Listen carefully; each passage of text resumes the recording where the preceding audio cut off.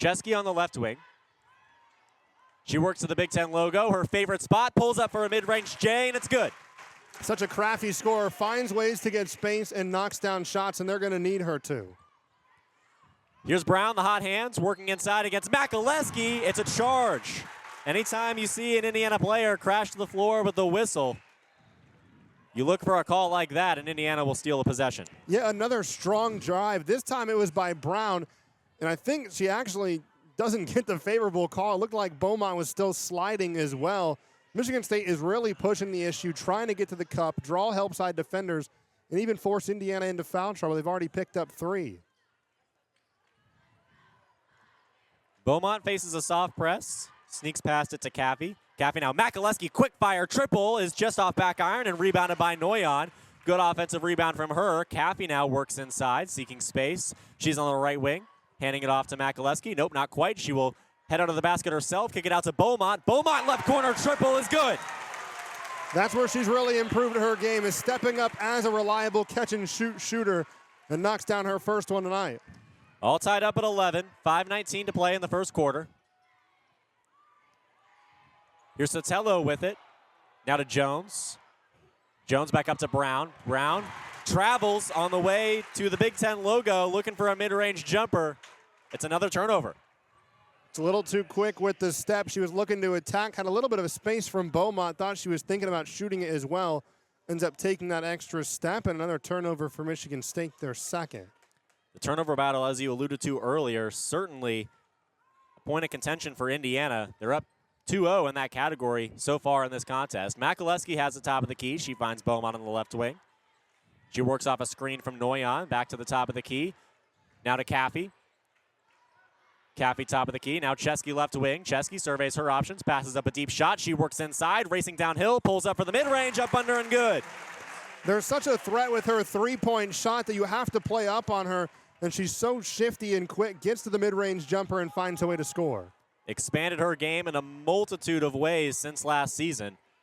She's been such a tool of productivity offensively for Indiana. Brown has it on the right wing for Michigan State. She feeds Van Sluten inside. Van Sluten chisels inside, works past Noyan, up under and good, underneath the basket, around and down.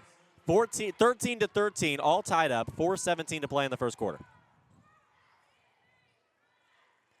Here's Caffey crossing the timeline to Makaleski, and now Chesky left wing.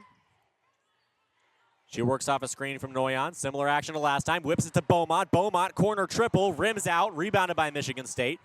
Michigan State pushes the pace, but doesn't quite have numbers. Here's Jones working downhill once again to the basket. Contact, but she sneaks the bucket in. No whistle. 15-13, Michigan State. Hawkeyes settling with it on the back line as Indiana attackers approach. Dangerous opportunity for a turnover inside the circle. There's a whistle, and it'll stay with the Hawkeyes. But Indiana, heat-seeking missiles towards the ball, looking for opportunities to create turnovers and steal a goal early.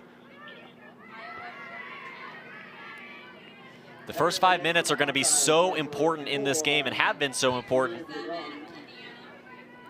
And across the board, Indiana looking for opportunities to contest Deon Van Alsem, who has been incredible for Iowa all year long. And Iowa, one of these offenses that's just fantastic and so threatening, especially in transition and across the board. If you allow them any room, players like Deon Van Alsem are going to be able to punish. And here's an example of that with the ball loose in front of the cage. Looks like a whistle in a penalty corner. Iowa will have a chance. Yeah, Van Alsem is someone that you're going to have to stop. The junior from the Netherlands with 26 goals and 54 points in the regular season. Might be the most prolific offensive player in the NCAA. Certainly one to look out for in this game as well.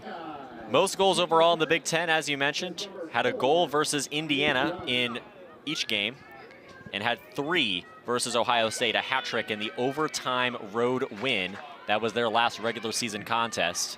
Deon Van Alsem, incredibly dangerous, and she'll be one of the Hawkeyes looking to knock this ball through on this penalty corner opportunity. It's inserted, fielded by the Hawkeyes, and again deflected by the Indiana defense. The Indiana defense has just been spectacular on the 3 penalty corner opportunities that the Hawkeyes have employed. And the Hoosiers remain alive once again, but they're not out of the woods yet, as there will be yet another penalty corner opportunity.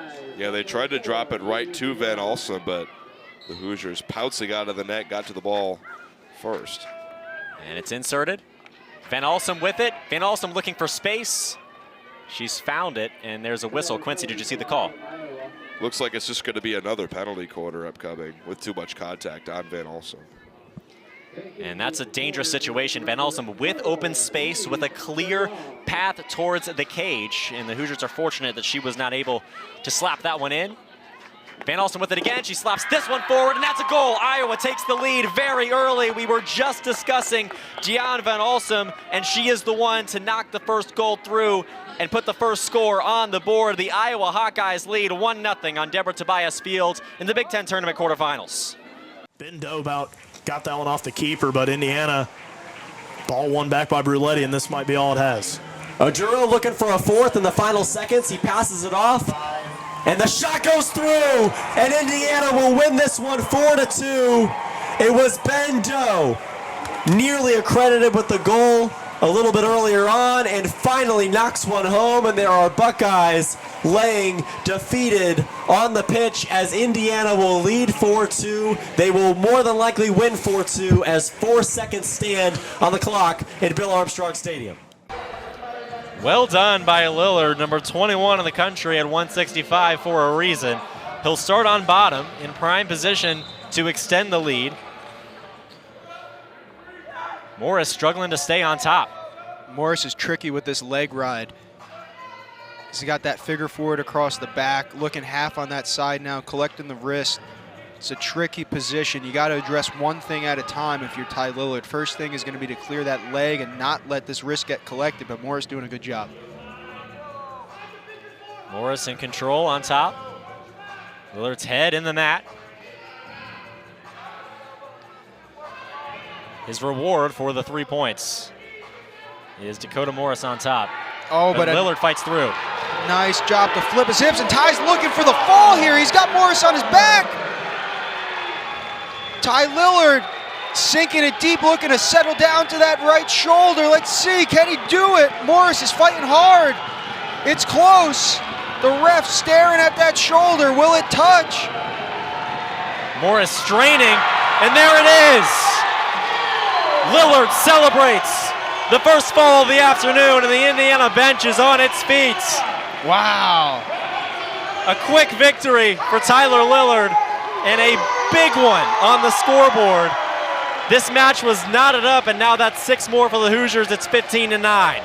Welcome live from inside the WIUX studios in Bloomington, Indiana at the campus of Indiana University. You are listening live to the Rose Bowl, at which Indiana leads 17-0 over Alabama at the half. I am Andrew Garrison with your halftime coverage. I will return again in the post-game show. Ian Plaskoff, Luke Brenneman, and Ben Haller are live for play-by-play coverage of the Rose Bowl right here on 99.1 WIUX. If you are just joining us, we've had a great and entertaining one so far, just as we anticipated heading in, and just as every other college football playoff quarterfinal game has been so far this weekend. Ohio State fell to Miami last night, and then Texas Tech lost to Oregon just a little bit earlier on, 23-0, making teams with a first-round bye in the college football playoff 0-6, but the team with the first-round bye in this matchup, Indiana, is having no trouble so far, up 17-0 against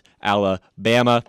However, that's somewhere that Alabama has been before, and that's somewhere Alabama has been as recently as a week ago. They went down by this exact game score, 17-0, on the road against Oklahoma, and then was able to battle back in majestic fashion and win to obviously advance to the Rose Bowl right here. So absolutely not over yet between Indiana and Alabama. Alabama looked great to start. Indiana beginning with a 3-and-out. That Alabama front seven, very threatening, very scary, and immediately, just like in the Ohio State game, Indiana was woken up and realizing that they were playing a game against a team that is at the very least capable of contending for a national championship and reaching the quarterfinals of the college football playoff. And then Fernando Mendoza settles in, not shaken at all whatsoever. He's sacked early. It doesn't matter. Indiana surgical offensively. There's a Charlie Becker touchdown. There's an Omar Cooper Jr. touchdown. There's, of course, a field goal in there as well. And before you know it, Indiana is leading 17-0